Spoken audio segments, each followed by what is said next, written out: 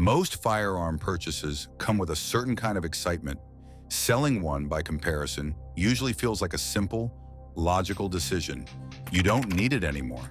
Someone else will get more use out of it. The money's better spent elsewhere.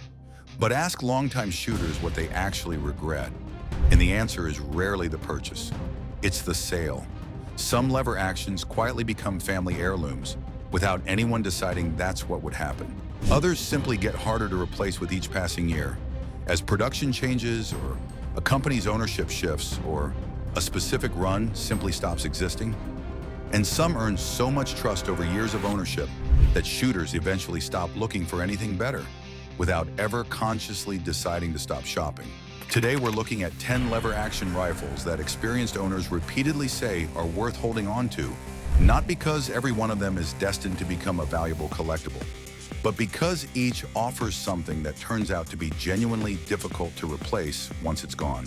Collectors care about originality, condition, and production history. Plenty of everyday shooters simply discover, usually too late, that a rifle they thought was replaceable wasn't. If you enjoy honest firearm documentaries like this, subscribe to Tactical Frontier, because every week we look at the firearms that actually earn their reputation. The Rossi R95 is the rifle a lot of shooters buy expecting to outgrow, and then don't. At around $750 to $850, it was never sold as a forever rifle. It was sold as an easy way into the lever action world, modern threaded options included, without demanding a serious financial commitment up front. But reliability has a way of quietly becoming attachment. Owners who bought this rifle as a stepping stone often find themselves still reaching for it years later. Not because they never considered upgrading, but because it kept doing the job well enough that upgrading never became urgent. The finish and the action refinement trail what premium brands deliver, and nobody's arguing otherwise. Plenty of owners do eventually move on to something more refined, but a surprising number skip that step entirely because the next rifle on this list changed what they thought they needed from a lever gun in the first place. The Winchester Model 94 defined generations of hunters before most current owners were even born. And that history is exactly why so few people who own one seriously consider selling it. Modern production runs somewhere between $900 and $1,200, though vintage examples vary far more widely depending on age and condition. Owners rarely point to performance as the reason they keep it. They point to the deer camp their father took them to, the rifle that's been passed between 3 generations of the same family, the slim, familiar handling that feels like coming home every time it's shouldered. Collectors treat pre-64 examples as an entirely separate category, distinct enough in the market that condition and originality matter more than almost anything else about the rifle. The honest limitation is optics compatibility, since this design was never built with modern glass in mind. But emotional attachment rarely asks a rifle to be convenient. It asks it to mean something, and this one usually does. The Henry Big Boy X earns a different kind of loyalty, less about inheritance and more about how genuinely enjoyable it is to own. A threaded barrel, side-loading gate, suppressor readiness, and modern furniture come together on a rifle that owners describe less in terms of specifications and more in terms of how often they actually reach for it. Selling for around $850 to $1,000, it earns its keep through sheer fun factor, the kind of rifle that gets taken to the range even when there's no particular reason to shoot it that day. Owners who've tried selling similar rifles in the past often admit they missed this one specifically, not because it was the most capable thing they own, but because it was the one they actually use. The trade-off is weight, noticeably heavier than more traditional lever guns in the same category. Some shooters, though, wanted even more modern engineering than this rifle offers, which is exactly where the next one comes in.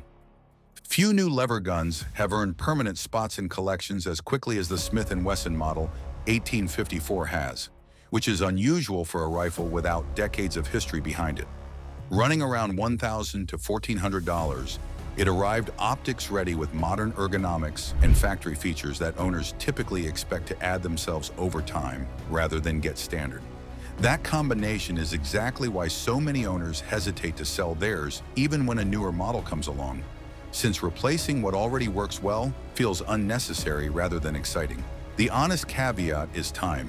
It simply hasn't been around long enough to prove itself the way older platforms on this list already have, and some longtime lever gun owners are still waiting to see if that attachment holds up over the next decade the way it has for rifles with a much longer track record. The Browning BLR earns a specific kind of loyalty from hunters who tried to replace it with another lever gun and discovered nothing else quite does what it does. A detachable magazine and support for high-pressure cartridges give it hunting capability closer to a bolt rifle than anything else on this list.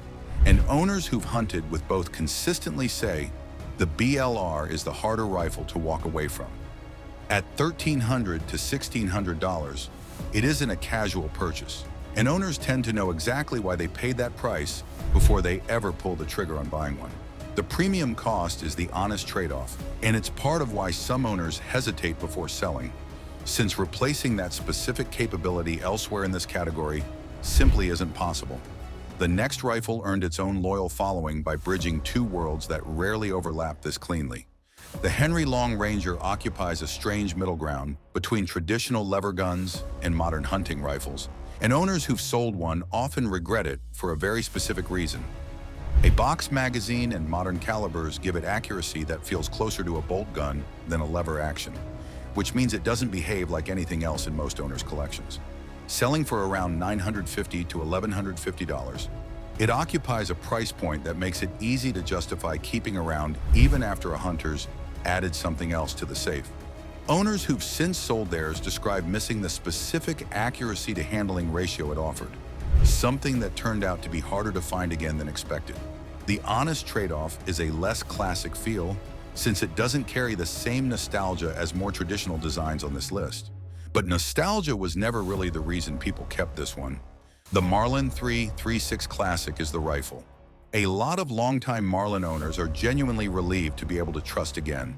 When Ruger took over production, skepticism ran high, and rifles coming off the old assembly lines had given plenty of owners reasons to be cautious. The current production, running roughly $1,100 to $1,300, has restored a level of confidence that outdoor writers and longtime owners keep pointing back to, with tighter machining and a smoother action than the brand delivered in its final years before the acquisition. Owners who bought back into Marlin after that transition describe a specific kind of relief, the sense of a trusted name actually earning that trust again, rather than coasting on reputation. Strong resale value reflects that renewed confidence directly. The honest limitation is availability, which still varies depending on demand outpacing production. Selling this rifle now, while confidence is this high, is exactly the kind of decision plenty of owners come to regret. The Marlin 1895 SBL is the rifle everyone seems to want back the moment they've sold theirs, chambered in .4 5-70 and carrying modern features that made it one of the most popular lever action lines currently on the market.